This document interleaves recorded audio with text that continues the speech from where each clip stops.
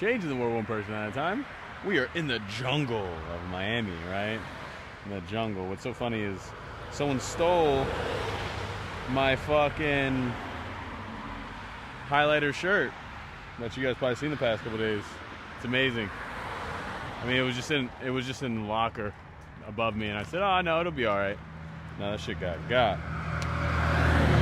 That shit got. But seeing the fact that y'all won't be able to see me when I pack up all my stuff, there's no point in me recording all that. I don't know if you guys enjoy that content or not. That being the case, we are talking about something particularly interesting in this process of trying to turn my challenges, trials and tribulations, and struggles into a beneficial experience. And that comes down to me turning the fact that I have $9 in my bank account to a fasting exercise, a fasting challenge. And I remember seeing Dana White did a 7-day fast, or 86 hours. This is 86 hours. I don't think he did the full 7 days, but he did 7 days. I don't know what the last couple days consisted of. But that being the case, seeing that I have no money to buy food, why would I not try to dive into an experience that may help me in the long term? And here are some of the facts, right? After 6 hours, your body goes into ketosis because it's trying to reach a certain level of glucose, sugars. Starts eating that. All right, that's the first 6 hours. All right, this Tesla's waiting for me. After the next 3 days, then you start getting to a point of cognitive function being able to get fucked. I was gonna say this all scientifically, but yeah, cognitive function is impaired, and you have to assess how your body feels. And usually after the first 48 hours, you will know what it is, and it's a water fast, right? So you still drink water. And what Dana White did is he drank electrolytes, as well as on day 2, he ended up drinking bone broth. It was $7 bone broth, and it has protein, 45 grams of calories. Gave him all the essential nutrients he needed to sustain. There's another guy, I don't know his name. The longest Guinness World Record holder, 382 days of a fast, where he went, oh my God, he went 382 days with a fast. He was 450 pounds, and he dropped down to 180 pounds. And he has not reached above 200 pounds since. Supposedly your body destroys all the dead cells in your body. It destroys all the dead cells and rejuvenates new ones. And there's a statistic saying that there's a 70% chance that you will not get cancer or Alzheimer's or any other nasty, gnarly diseases. Not only that, but I feel it's just going to offer me a certain stress tolerance that I'm looking for, right? I've been testing myself with this is more of a consistent thing I don't do now, but I don't drink, I don't smoke, I don't do psychedelics, I don't masturbate anymore. I take cold showers, which in Miami, I will not lie to you, are not cold. I put it on cold, and sometimes it's cold as shit, sometimes it's not. It just varies. That being the case, not only that, but workout. Now we stretch, and we also stretch for 45 minutes to an hour every day. Every time we work out, I'm gonna say every day, 5-6 times a week, which we do work out, as well as meditation. I've incorporated all of these, and intentionally homeless, which is fight or flight mode. And now, I will be incorporating a certain level of intermittent fasting. And I thought to myself, I said, what if I could do 20 hours of intermittent fasting and only a 4-hour gap?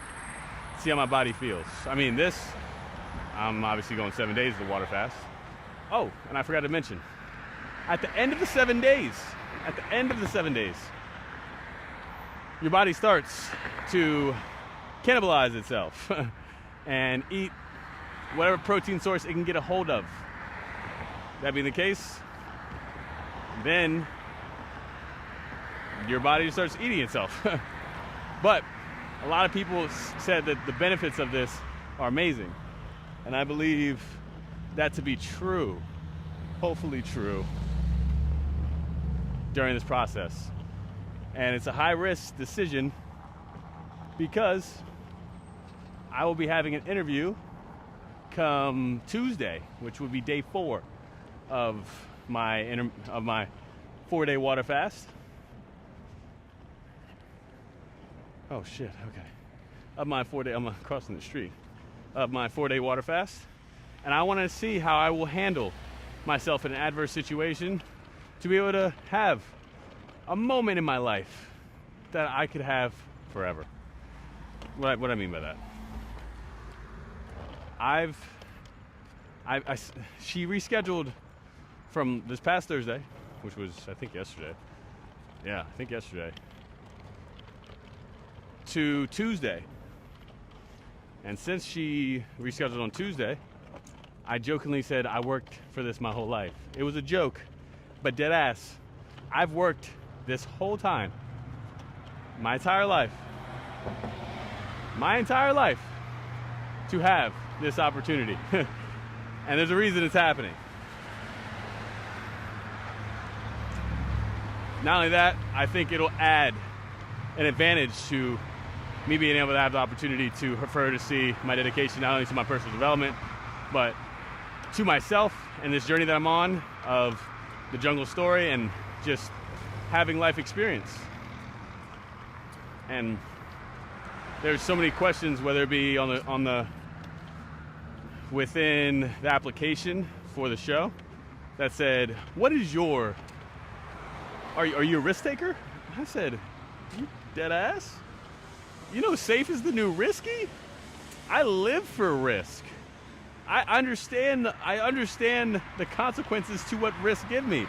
And the consequences give you more advantages because all if you do is if you lose, you can learn and you can grow. And from those experiences, you can tell stories to give you context. And that context that you can give can put other life into other people. But when you're just finding yourself in a comfortable state, in a nice house, in a nice little homey area, and just going about your day-to-day and just going to work, and I'm kind of tired today, don't feel like I gotta get my $7 venti at Starbucks. What the fuck? I'm like, what? What is that? What is that? I'm built for this. My risk taker. The only risks I haven't taken is none. The risks I haven't taken, I haven't even seen yet. I've also asked questions of, would you say you're more of a physical or social or mental person or something like that? And I said, physically I'm a fucking beast. Mentally I'm a fucking beast. But socially, I'm a fucking ninja. If God is the thing, I'm a god when it comes to me socially. Get into any environment, it doesn't matter. I went to Costa Rica around mostly 18, 19, 20 to 24 year olds, fucking killed it. Worked in an environment that was topless, with mainly 35 to 55 year olds for 2 years. They loved my ass. And now my best friends are people of the age of, oh my God, of the age mainly in their 40s. I worked at a physical therapy clinic with people above the age of 70, 65 with motor skills. Great. What else? Worked in corporate America. I mean, we're going to talk about the places I work. But yeah, it's been a journey, to say the least. So when I come to her and I say I'm on day 4 of a 7-day water fast, on top of being intentionally homeless, building on my personal brand, The Jungle Story, which I believe that. Everyone's story has... Huh?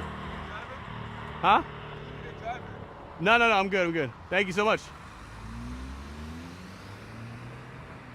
Do I need a driver? Guy pulled up, do I need a driver?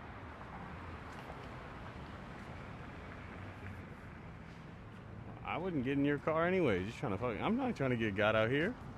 The fuck? Bitches are crazy.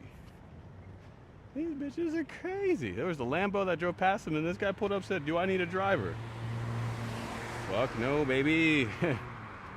I'm good off of that, my boy. You can have that. But yeah, not only that, potentially homeless. But yeah, jungle story, mindset.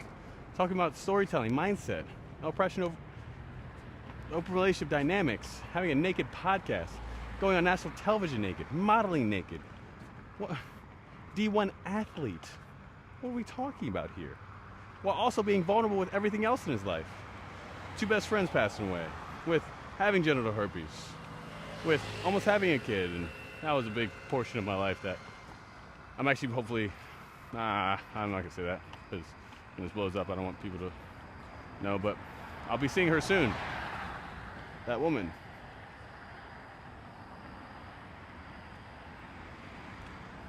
I don't know if those are people right there. Maybe, maybe not. I don't know. But, yeah. So, that being the case, very high risk. I guess say high risk. I don't think it's high risk. I think the when we talk about risk taking, the biggest risk is you not taking the risk and you being 70 wishing you would have took it in the first place. That's the biggest risk ever. That you don't even see yet, right? You would have wished you would have failed 15, 20 times more than you did now.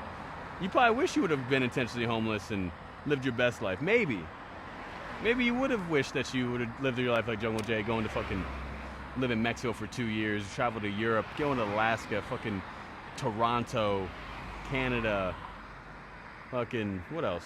Where else did I go? I said Costa Rica. Not only that, Philippines, naked. I've been in Dominican Republic. Like, I've done more with less money than most people. I've made 40 grand a year. If that, maybe 32, maybe 30 to 40, less than 40, 100% less than 40. I've never made more than 40 grand. And I've lived, and the happiest time of my life, which is crazy, that was that temptation. I'm at the side of the happiest time of my life, I would say, was that temptation. But it was the most detrimental because I knew I was had to come to grips with my genital herpes situation and what that meant. I knew I was going to have to do that. I just didn't know when. That being the case, this is the most fulfilled I've ever felt. This is the most aligned, right? I can see the blueprint. I can see it coming together. I just have to make it happen. And do it. You know? But yeah, tomorrow I got work at the F1 Grand Prix. I'm just a parking attendant. Maybe, it's 10 hours a day in the sun, 13 hours. I'm a paid backup, so I might just get sent home. Which would be great if I had a car and I didn't have to walk 2 hours to get there. And I'm also on a water fast. So me walking 8 miles on a water fast is not the greatest idea ever. But we're gonna do it.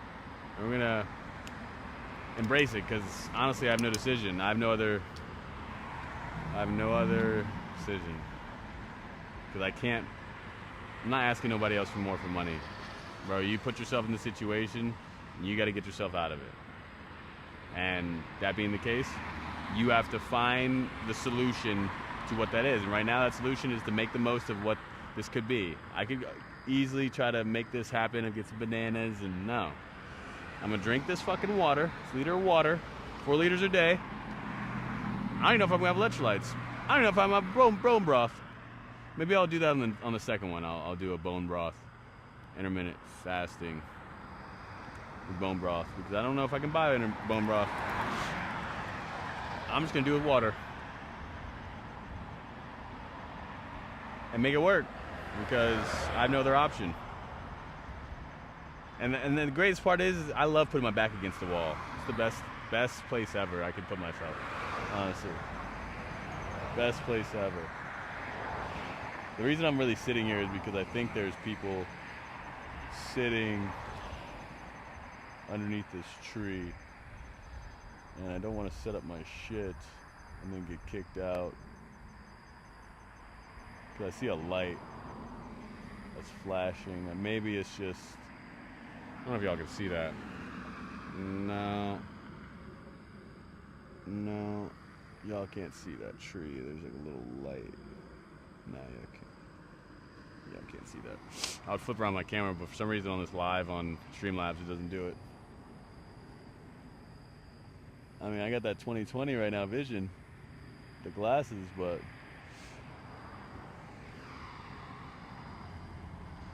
don't know if someone's there. Going to the same spot. Actually, no, fuck it. I'm gonna see if I can go to this park. See if I can go to this park. See what I can do. Yeah, see if I can go to this park. See what happens. It's a public park, but I feel better off, and it's a new location. You know, keep things interesting. Maybe go underneath the light, have something lit. And if not, then I'll just travel back over here. But I don't feel comfortable there. I mean, I'd rather appreciate being over here because this is the lake. Y'all can't see the fucking lake. But it's a beautiful lake. Or river or canal. I don't know the difference, okay? I need to educate myself. Alright? ChatGPT is my best friend at this point. But, oh shit, there's bikes moving through there. There's bike people. They might pass me right now. Is that a car? Oh no, it's a car. Okay, it's a car. Alright. I think behind this sign might be a good option. I'm gonna be sleeping here till 4 a.m. Waking up early. I set like 5 alarms because I'm scared. I don't like setting one. But you know what I learned today too? Cat Williams read from 8 to 12 years old, read over 3,000 plus books, maybe more. And it makes it so interesting because you can tell the way he articulates, you can tell the way he comes up with his ideas, and the vocabulary and the way he can respond to situations faster because of the fact that he read books and he educated himself. And he did it with all types of books. And I think I'm on that journey to listen to different podcasts so I can do the same. So I can be like Joe Rogan to a certain degree, like be the most curious, fucking smart.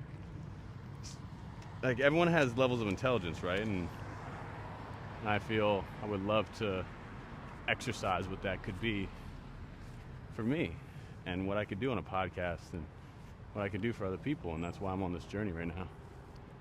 All right. Oh no, this is the street right here.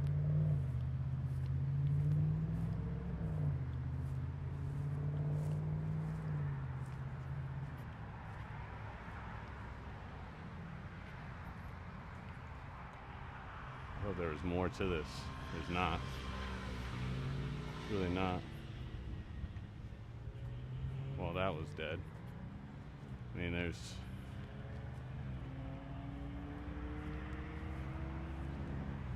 really not much more to where I can go from here.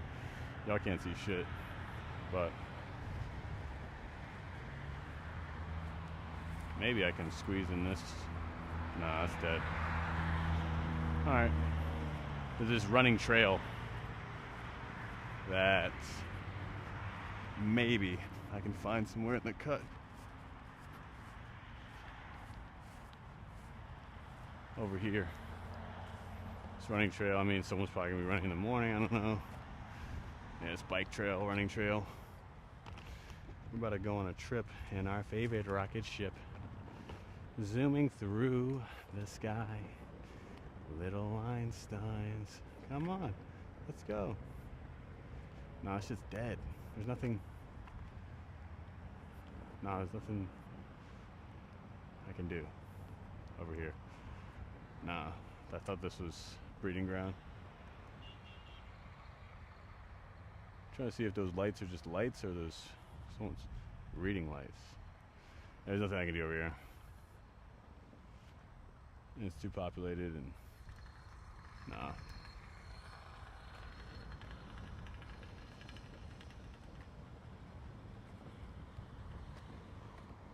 Alright. You know what's funny about this journey is I would hate, right, to get to a certain point and realize I didn't reach my full potential. Like, think if you wake up one day and you just can't touch your toes. That shit would suck.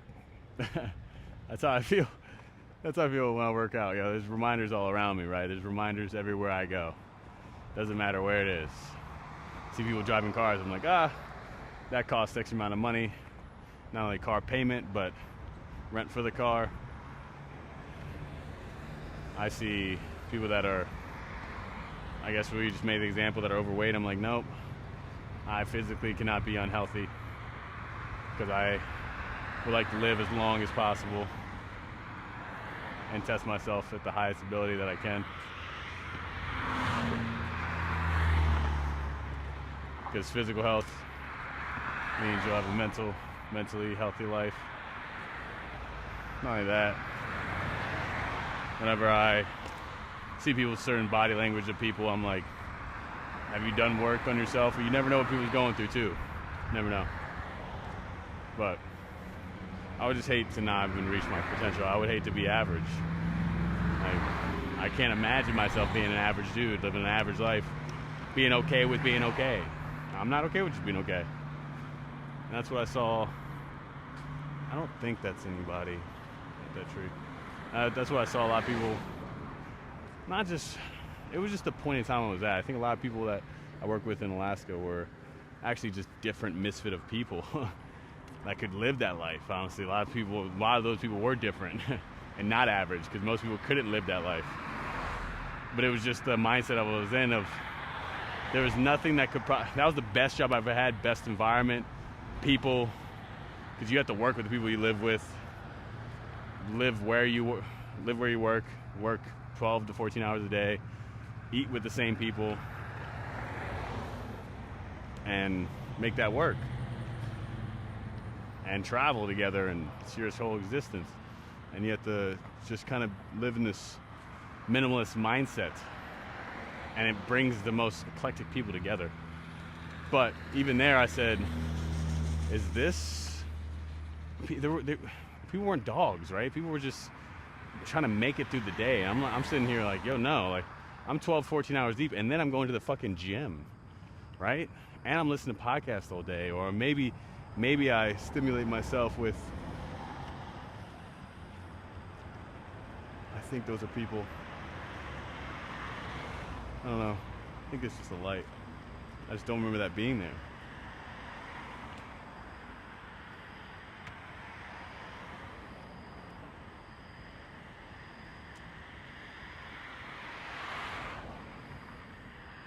I just don't know.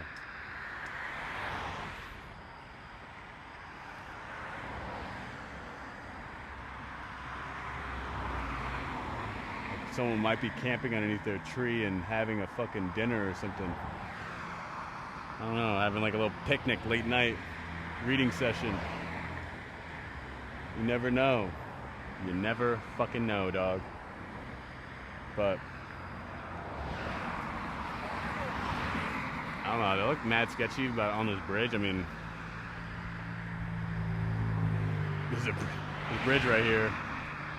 Could be the case, but that being the case, I'm about to wake up 4 a.m. tomorrow. There's no point of documenting me going to sleep or where I'm at. Or is there? No, I don't want to waste all my juice or my power on my phone. I'll do that tomorrow. I'll document it. Maybe I'll find somewhere that has more light. But overall, Dude's about to knock the fuck out. I'm about to sleep. See, y'all can't see none of that. I don't know how to solve that. We need some infrared. AI needs to come with some technology that will bring out infrared live stream. Fuck it. Fuck it. But at this point, that's the vibes. Fasting, not reaching my potential is definitely not happening. And then I work tomorrow at 4 a.m. Or I have 7:30, but I have to walk 2 hours. Oh shit, when does the gym open? I have to check that. Fuck. I might have just fucked myself.